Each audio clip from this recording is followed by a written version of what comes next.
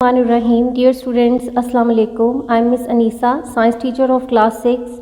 How are you students? I hope all of you are fine. Today this is my lecture number 2. In lecture number 1, we have discussed about atoms and molecules, and I have given you homework, define atom and define molecule. I am sure you have done this homework. Dear students, open your books, page number 46. Today's topic is elements. The matter consisting of only one kind of atom is called an element. Gold, silver and copper are example of elements. किसी भी चीज़ में atom में एक जैसे atom मिलकर element बनाते हैं.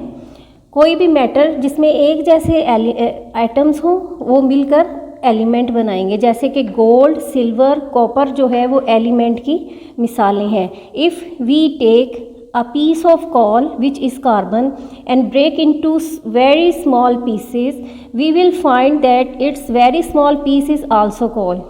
Element cannot be broken down into further simpler forms by ordinary chemical processes. मिसाल के तौर पे अगर हम कोयले का एक टुकड़ा लेते हैं और उसको बारीक पीस लेते हैं और इतना बारीक कर लेते हैं कि उससे मज़ीद उसको बारीक नहीं किया जा सकता, जब हम उसको देखेंगे तो उसका सबसे छोटा हिस्सा जो है वो भी एक कॉल ही होगा, यानी कि कोयला ही वो कहलाएगा. उसको मज़ीद बारीक करने से उसकी कोई कंपोजिशन नहीं बदल जाएगी, कोई और चीज़ नहीं वो बन जाएगी, वो वही रहे, कार्बन ही रहेगा. और उसके अलावा एक स्टेज ऐसी आ जाएगी जब हम उसको मज़ीद बारीक नहीं कर सकते. ऑर्डिनरी कोई आम केमिकल रिएक्शन से हम उसको मज़ीद बारीक नहीं कर सकते. इसकी मिसाल सल्फ़र पाउडर, कार्बन, आयरन और गोल्ड इसकी मिसालें हैं एलिमेंट की. There are 109 elements known to scientists. Around 92 elements are naturally found. Other elements are made of scientists. Elements exist in all three states of matter. For example, iron is a solid element, mercury is a liquid element और oxygen is an element in gaseous state.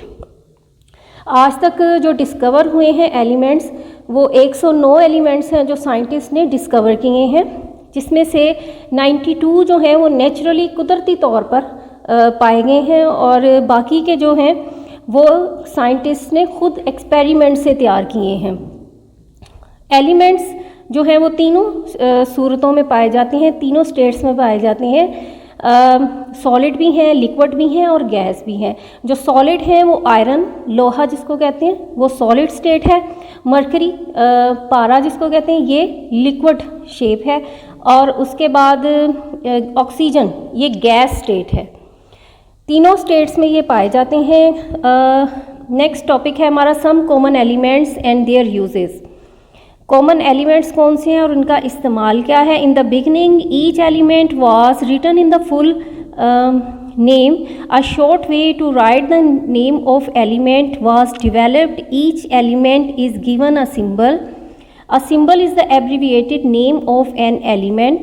The symbol consists of one or two letters taken from the English or Latin name of the element. शुरू में जो था वो पूरे किसी भी element का पूरा लफ्ज़ इस्तेमाल किया जाता है. जैसे हाइड्रोजन है तो पूरा हाइड्रोजन लिखा जाता था, ऑक्सीजन है तो पूरी ऑक्सीजन लिखी जाती थी. तो इससे बचने के लिए, पूरा नाम लिखने से बचने के लिए साइंटिस्ट जो थे उन्होंने एक तरीका ईजाद किया जिसको सिंबल कहते हैं. वो लफ्ज़ का, एलिमेंट के नेम का पहला या दूसरा हर्फ जो है वो इस्तेमाल करते थे. इसको हम सिंबल कहते हैं. वो कोई भी इंग्लिश का नेम हो सकता है, लैटिन वर्ड हो सकता है. H is the symbol of hydrogen, जैसे कि हाइड्रोजन को एच से जाहिर किया जाता है. N A is the symbol of sodium whose Latin name is natrium. और एन ए जो है सोडियम के लिए इस्तेमाल किया जाता है, जिसका लैटिन लैंग्वेज में इसका नाम है नेट्रियम. और नीचे एक टेबल है some common elements and their symbols. आपने देखना है एल्युमिनियम के लिए Al है, कैल्शियम के लिए Ca है, कार्बन के लिए C, क्लोरीन के लिए Cl, कॉपर के लिए Cu, गोल्ड के लिए Au और हाइड्रोजन के लिए H, आयोडाइन के लिए I. इसी तरह से मुख्तलिफ एलिमेंट हैं और उनके सिंबल लिखे हुए हैं. इनको अच्छी तरह से बेटा आपने देख लेना है. होमवर्क है आपका define an element, the matter consisting of only one kind of atom is called element. और define symbol of element, symbol is the abbreviated name of element. ये 2 शॉर्ट क्वेश्चन है, इनको आपने याद करना है और लिख भी लेना है। नेक्स्ट लेक्चर होगा हमारा लेक्चर नंबर 3 और उसमें हम पढ़ेंगे classification of elements, page number 47 और यूनिट नंबर 5। अल्लाह हाफिज़ स्टूडेंट्स।